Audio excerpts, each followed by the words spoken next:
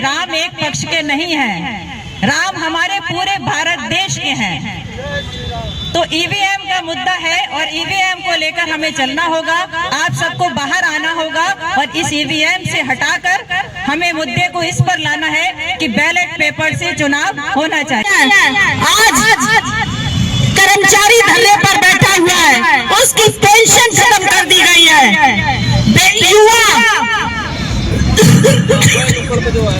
बेरोजगार युवा घूम रहे हैं, वो नौकरी के लिए धरने कर रहे हैं।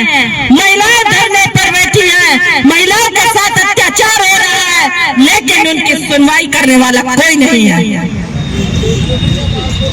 आखिर किसान धरने पर बैठे हुए हैं, कितने किसान शहीद हो गए, उसके बाद भी सरकार है कि प्रचंड बहुमत से जीत रही है।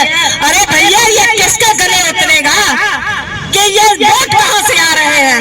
और मैं कहती हूँ कि अगर मोदी जी को इतना विश्वास है कि हमें देश की जनता वोट दे रही है, तो वो एक बार 2024 का चुनाव बैलेट पेपर से करा कर देखे।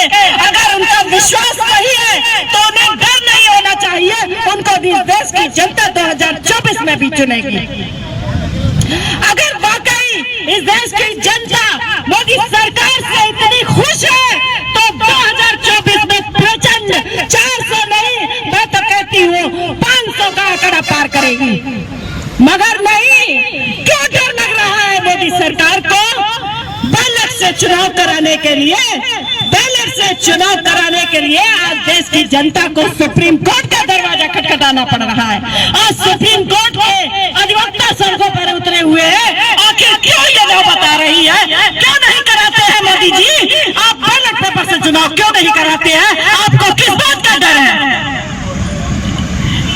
इतने धरने प्रदर्शन हो गए मगर सरकार टस से मच रही हुई, और ये एक फर्जी प्रचार चलाया जाता है, सोशल मीडिया पे चलाया जाता है। लोग लिखते हैं, अन्य भक्त लिखते हैं, जिन्हें देश से कोई लेना देना नहीं है, जिन्हें देश कहाँ जा रहा है, बर्बाद हो रहा है, उन्हें कोई लेना देना नहीं है। वो सोशल मीडिया पे लिखते हैं, कमेंट लिखते हैं कि आएगा तो मोदी ही, क्योंकि उन्हें पता है कि मोदी जी मशीन से आ रहे हैं, देश की जनता के वोट से नहीं आ रहे हैं, इसलिए लिखते हैं कि आएगा तो मोदी ही। इसलिए मैं कहना चाहती हूँ कि 2024 का चुनाव अब बैलेट से कराओ, फिर लिखो, तब यही अंधभक्त लिखेंगे कि जाएगा तो मोदी ही, तब यही अंधभक्त लिखेंगे। इसलिए अब देश के साथ ये धोखाधड़ी, जनता के साथ ये धोखाधड़ी करना बंद करो, क्योंकि अब बर्दाश्त के बाहर हो चुकी है बात, पानी सर के ऊपर से गुजर चुका है। चाहे जितने आप धरना प्रदर्शन कर लीजिए, चाहे जितनी चाहे कोई कर्मचारी हो, किसान हो, बेरोजगार हो, महिलाएं हो, कितनी भी आप मांग कर लीजिए, आपकी कोई मांग नहीं सुनी जाएगी, आपकी कोई मांग नहीं मानी जाएगी, क्योंकि सरकार को पता है कि हमें मशीन से जीतना है, मैच फिक्स है। 400 पार कर लो, 400 पार कर लो। आज पीलीभीत में फ्लेक्सी लगा रहे हैं, बीजेपी के लोग फ्लेक्सी लगा रहे हैं, इतना कॉन्फिडेंस है उन्हें कि फ्लेक्स लगा रहे हैं, उसमें लिख रहे हैं 400 के पार। क्या लिख रहे हैं 400 के पार? आखिर इतना इनके पास सटीक आंकड़ा कहां से आ रहा है? इसलिए आप जनता की आंखों में धूल झोंकना बंद करो, और ये धूल झोंक कर जो इतने बार 2014 से ये खेल चल रहा है, अब ये खेल अंत समय आ चुका है। इस खेल का अब इस देश की जनता जाग चुकी है, और लगातार विपक्षी पार्टियां मांग कर रही है, और विपक्ष जो होता है लोकतंत्र का मजबूत आधार होता है, बिना विपक्ष के लोकतंत्र नहीं होता है। अगर विपक्ष नहीं होगा तो देश की सत्ता तानाशाह सत्ता बन जाएगी, और बिना विपक्ष के किसी भी देश में आप देख लीजिए लोकतंत्र कंप्लीट नहीं होता है। कितने देशों ने मशीन को हटा दिया, बैलेट पेपर से चुनाव कराना आरंभ किया। आप अमेरिका में देख लीजिए, जापान में देख लीजिए, इंग्लैंड में देख लीजिए, सभी देश जो हमसे शिक्षा में आगे हैं, विकसित राष्ट्र है, ये सारे लोग बैलेट पेपर से चुनाव क्यों कराते हैं? जो देश ईवीएम मशीन को बनाता है, वही देश जापान अपने देश में ईवीएम से चुनाव नहीं कराता है। यह ईवीएम मशीन तब तक सही थी जब तक सरकार या लोगों की नीयत सही थी, चुनाव लड़ने वालों की नीयत सही थी, तब तक तो यह ईवीएम मशीन सही थी। लेकिन जब नीयत में खोट आ गया तो ईवीएम मशीन को हैक कर लिया, उसमें ऐसी टेक्नोलॉजी फिट कर दी जिसकी वजह से वो जिसे चाहे वहां वोट जाता है।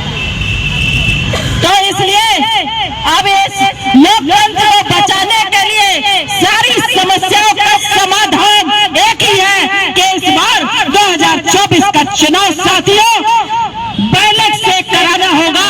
ये सरकार को हम चेतावनी दे रहे हैं, इस देश की जनता चेतावनी दे रही है। अब ये धांधागर्दी नहीं चलेगी और ये धूल झोंकने की अब ये आपकी प्रणाली नहीं काम करेगी। अब आप जनता की आंखों में धूल नहीं झोंक सकते हैं और इस बार 2024 के चुनाव के लिए हम लोग बैलेट पेपर के लिए आंदोलन करें। सरकार की जन विरोधी कानून, जन विरोधी नीतियां लगातार जनता के बीच में आ रही हैं। आखिर क्यों कर रही है सरकार? अगर जो सरकार जनता के वोट से बनेगी तो वो जनता के विरोध में काम कैसे कर सकती है?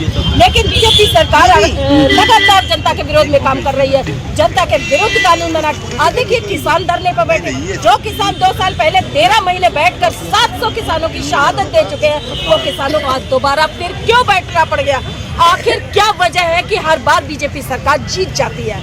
तो इसकी वजह यह है कि ईवीएम की लगातार सबूत मिल रहे हैं गड़बड़ी होने के, मगर चुनाव आयोग कानों में तेल डालकर बैठा है। लेकिन अब वो तेल उसको बाहर निकालना पड़ेगा और सुनना पड़ेगा। चुनाव आयोग एक जनता का नौकर है, जनता का मालिक नहीं है। इस देश में जनता, जहां लोकतंत्र होता है वहां जनता सर्वोपरि है और जनता के फैसले के विरुद्ध काम करना, लोकतंत्र के विरुद्ध काम करना। आज ये मांग हम honourable chief justice of India को दे रहे हैं। जो न्यायपालिका होती है वो लोकतंत्र की रक्षक होती है, उसके ऊपर जिम्मेदारी लोकतंत्र की होती है और इस तरह से गड़बड़ी करके चुनाव जीतना लोकतंत्र को खत्म करने के बराबर। 2024 का ये चुनाव, अगर मोदी जी को इतना ही भरोसा है कि हम जीत रहे हैं, हमको जनता वोट दे रही, राम राज आ चुका है इस देश में, तो मोदी जी को ये काम भी करना चाहिए कि विपक्षी पार्टियों और सबके मुंह पे तमाचा मारते हुए बैलेट से चुनाव कराएं, ताकि वो बैलेट से जीत कर ये साबित कर सके कि वाकई उन्हें जनता वोट दे। उन्हें क्यों डर लग रहा? अभी आप पीलीभीत में देखिए, फ्लैक्सी लगा रखी है कि इस बार 400 से पार। इतना अत्याचार होने के बाद त्राही मची हुई है, इसके बाद इनकी 400 से पार सीटें कहाँ से आ रही हैं? भैया कौन सी टेक्नोलॉजी से आ रही है? ये बात सबकी समझ में अब आ चुकी है कि 2014 से जो प्रचार किया जा रहा है कि मोदी मैजिक चल रहा है, मोदी मैजिक नहीं चल रहा है, ईवीएम मैजिक चल रहा है और ये ईवीएम से आ रही है। 2024 का चुनौती है इस सरकार को। 2024 का चुनाव बैलेट पेपर से कराना होगा, दूध का दूध पानी का पानी होगा। अगर वाकई जनता वोट दे रही है तो 400 पार नहीं 500 पार आएंगी बीजेपी की सीटें, और अगर नहीं है उससे जनता वोट दे रही है तो बीजेपी सरकार पूरी तरह से जमानतें जब्त होंगी और ये धड़ाम होगी सरकार। इसलिए आज बरेली के भी अधिवक्ता निकल के आए हैं, मैं भी अधिवक्ता हूँ और साथ में हमारे साथ एडवोकेट रीता बिलाटिया है, और ये ईवीएम के खिलाफ ये लड़ाई अब पूरे गांव-गांव तक जाएगी और संस्था